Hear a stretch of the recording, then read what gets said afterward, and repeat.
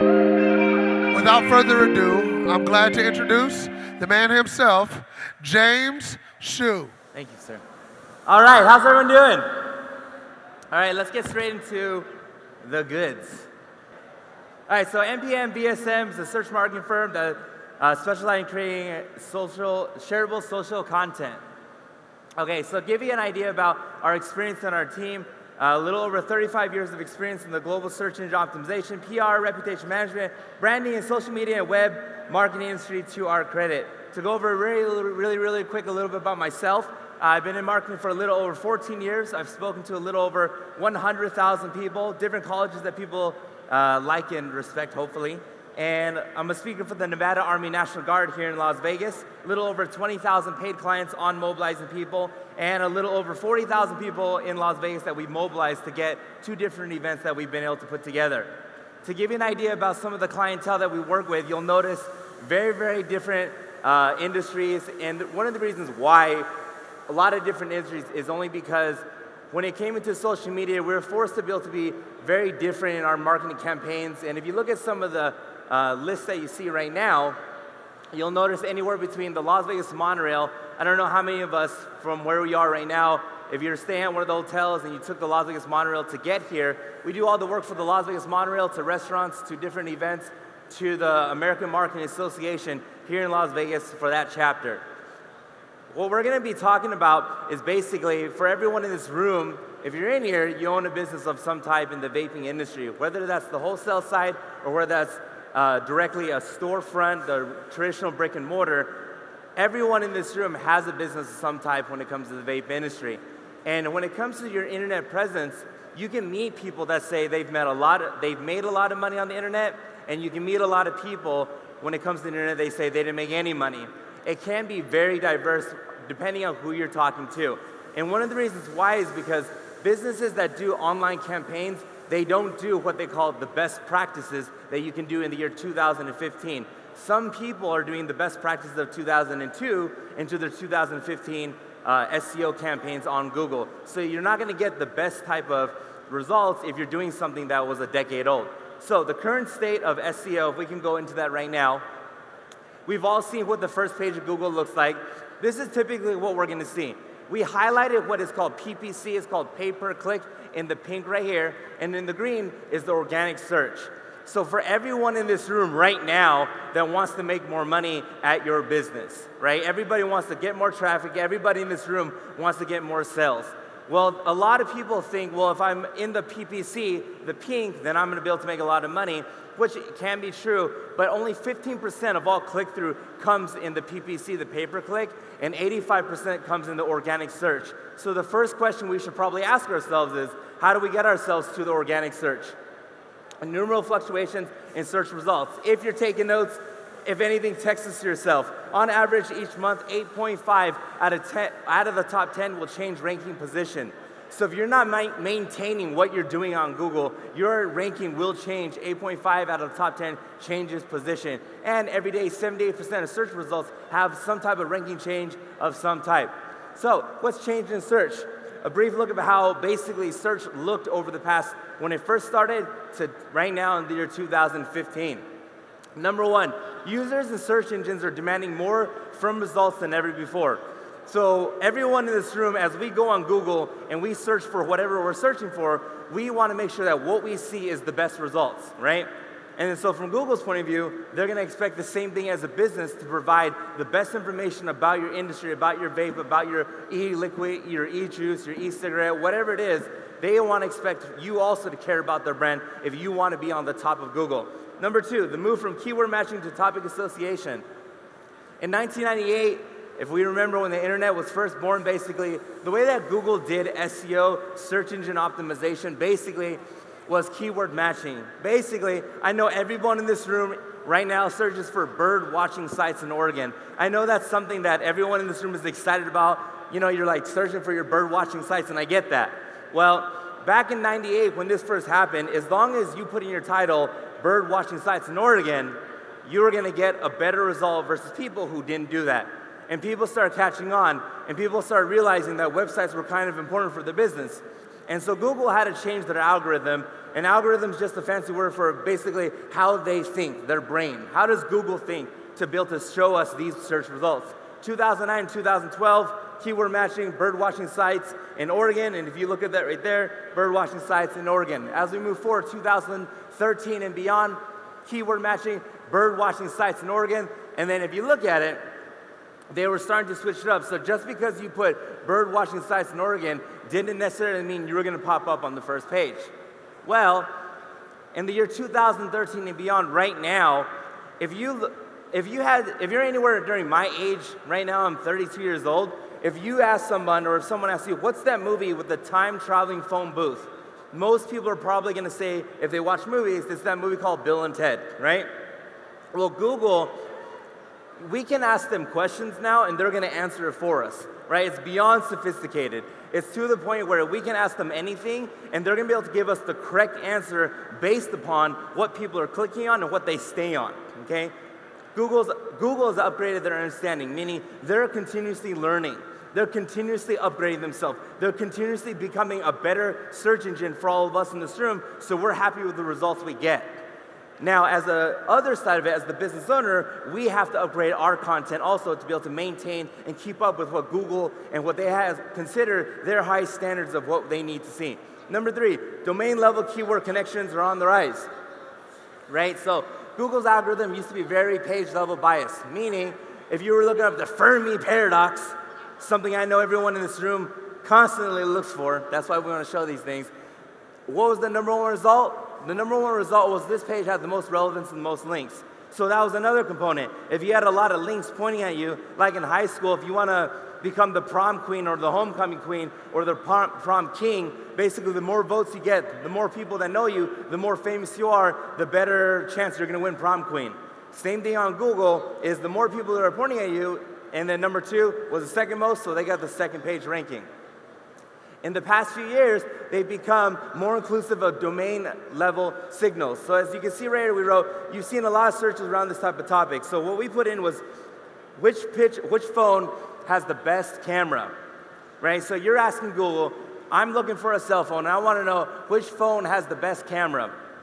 What Google's doing, and one of the things that they look at is when someone clicks on CNET, and if you're in this room, if you aren't familiar with CNET, CNET's just a website where a lot of electronics reviews and you can learn about it.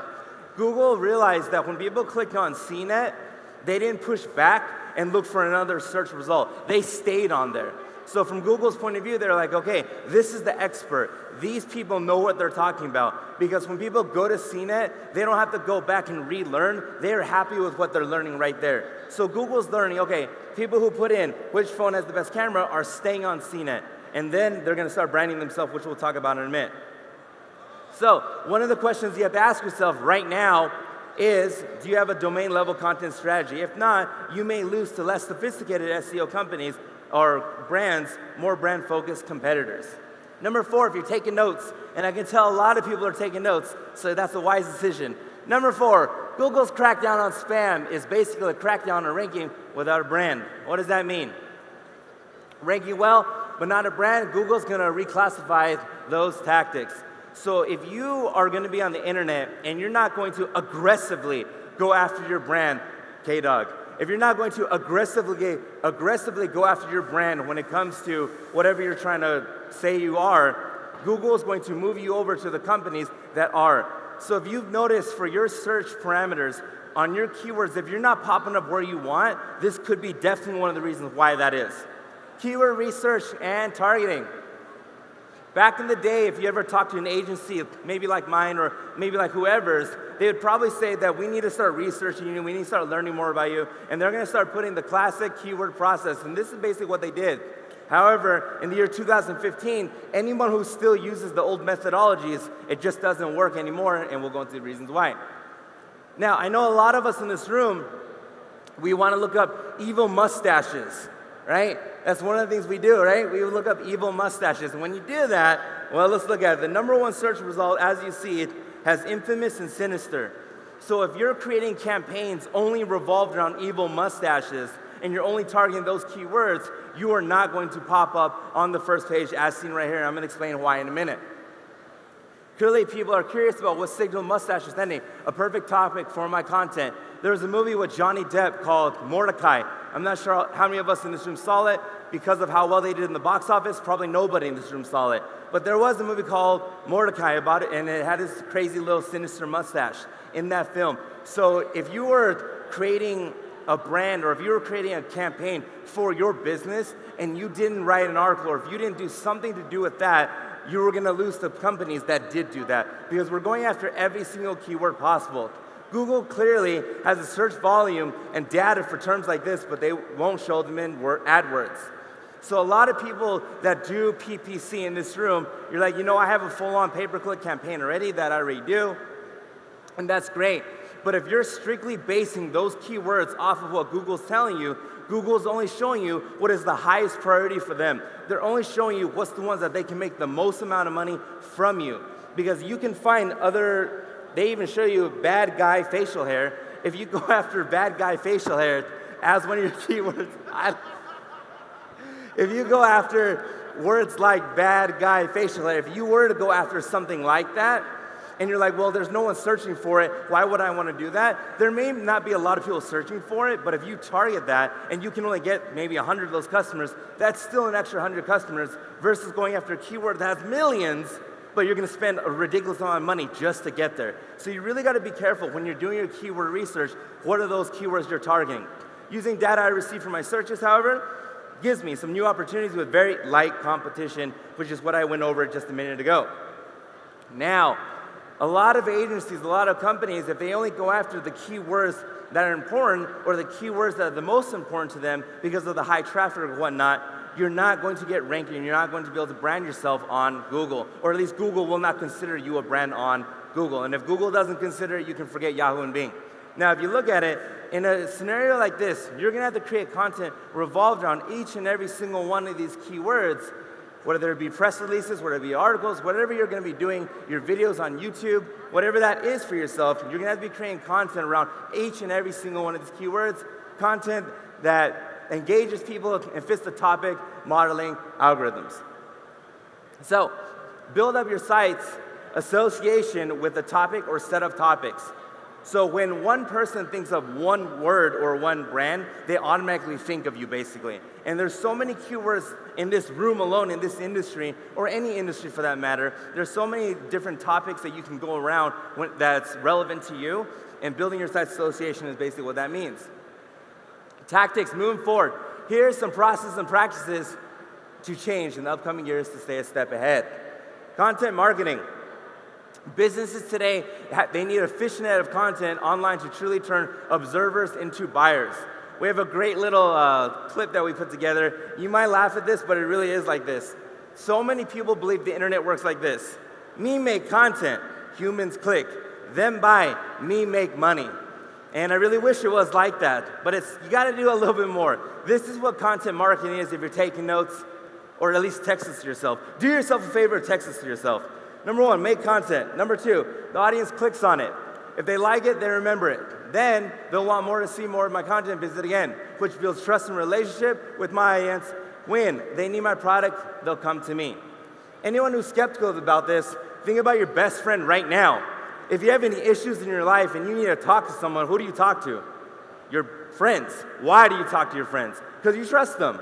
Well, our brand and our business is no different. People need to trust us. People need to see that we're not just trying to take their wallet. We're not just trying to take their credit card for their beautiful 16 digits and then the CVV2 on the back. We actually care about what we're doing. We're actually passionate about what we do. And if you show that in the online atmosphere, Google will reward you for that. Number one, if you're taking notes, content marketing isn't about converting on the first, second, or third visit. So many people believe, if I'm going to do an internet campaign, I need to make money right now, right? And that's not fair because it's the same way as someone walks in the store, doesn't mean they're going to buy right then. But if they walk in, they're interested. You just have to make sure you have enough supplies in your store to back it up for them to want to buy. Same thing with your online atmosphere. It's about earning familiarity, trust, and building a relationship. The goal is to earn a fan so they think of you when they search. And when they are going to search, they think of you. Google says in San Francisco, my partner and when we went to the convention, Google says that you need You need 10.4 social touch points to turn an observer into a buyer. Basically what that means is, since we're in Las Vegas, most people are gonna go on the I-15. There's I-15 in Charleston to I-15 in Tropicana. If every single billboard from I-15 Trop and I-15 Charleston was for your brand, if every single one said Okami or whatever brand you were, if every single business said that, I think you would agree with me that you're gonna have a lot of traffic to your website. I don't think anyone would disagree with that. If every billboard in Las Vegas was for your business, you would have a lot of traffic, right? But then a lot of people say, but not everyone's interested in vape. And I would agree. But here's the difference about Google. You can target those keywords that are your general market of the people you do want buying from you. Are you going after that, and are you creating billboards around the online atmosphere where people say this person cares about this business? I'm gonna show you what billboards look like in a minute. Videos, content. YouTube videos will help establish brand authority and send strong social signals to your website. One of the worst things that someone can do today is if you have a brand, and if you're in this room, you do, and someone YouTubes you and you're not found, that's a huge mistake because it shows that you don't care about your business. People say, why is that? Same reason if I walk into your store and it's filthy. People just look at it and say, you don't care. On the internet, the only way to show that is that we care is by putting content online. YouTube is a really, really big deal. How big of a deal is YouTube? YouTube right now is the second largest search engine in the world. There's people in this room right now that don't have YouTube channels for their business. So that's kind of like saying 10 years ago, you know, I don't know if I need to be found on Google. In the year 2015, not one person would debate us, do you need to be found on Google? Yes, everyone knows that. Same thing, YouTube is the second largest search engine. If you're not found on the number one and number two, what can you be found on, right? All right, to give you an idea of how big YouTube is, over 1 billion monthly unique users. Out of 1 billion monthly unique users, are there enough customers out there? Probably. Almost 50% of the internet in general is on YouTube in some way, shape, or form. Monthly video audiences, 10 Super Bowl audiences, 68% of US viewers, when they think of video, they think of YouTube. So why must we create testimonials, videos optimized for YouTube and search engines? Well, number one, it drives sales. If you're taking notes, this is a good thing to write down. 9 out of 10 online shoppers find videos useful when deciding to make a purchase. 46% of shoppers who viewed a video online place an overall larger when it's B2B and B2C. And a lot of us, or if you're in this room right now, for sure, B2B is important to you. People that view a product demo online are 85% more likely to make that purchase. Social signals are becoming a valuable component for search engine rankings. If you're in this room right now and you have a Facebook and you have a Twitter and you don't regularly Facebook and tweet, that's a huge mistake because you're not sending out social signals to Google saying that we care of what people think of our brand. NPM, as an example, our company, for a pole position, which is a go-kart place here in Las Vegas, if you check them out under corporate events, which in Las Vegas, we thrive in Las Vegas off corporate events. Now we got them to the #1 ranking, first page ranking. That's an example of a billboard that I talked about earlier. Why do YouTube? Because if you do YouTube, you can get billboards like that for your company. And then you tell me, there's a link above it, and then below it, there's our YouTube video. Which one pops out? The video does, right? So if you're in this room right now, and you have a competitor that's making a lot of money, create YouTube videos, get the billboard to pop up, and now you're outshining them, and then the click-through rates can be a lot better, and I'll go into details in a minute. So here's the truth. All media, all advertising lead to cumulative search, but not only on a traditional search engine. So be in the path of your audience every time they search, every place they search, period. Not everyone uses Google for every search, but video content can and will become video content for you. So basically, there is traffic for vapor, e-cigarette, e-liquid, mods. There's all this traffic for it, but if you're not doing an online campaign, you're gonna miss all the traffic. So basically, we gotta cut the trees down and get you found. If you're willing to invest in resources, then hire experts that can help you achieve optimal business results, because ROI is never about the tool. ROI is about the mechanic using the tool, right? So you can have a Lamborghini, but if you're not driving it, you're probably not go too far. And that is basically a quick little rundown of what SEO and the stream of YouTube and Google is all about. Well, thank you for your time, guys. And that is it.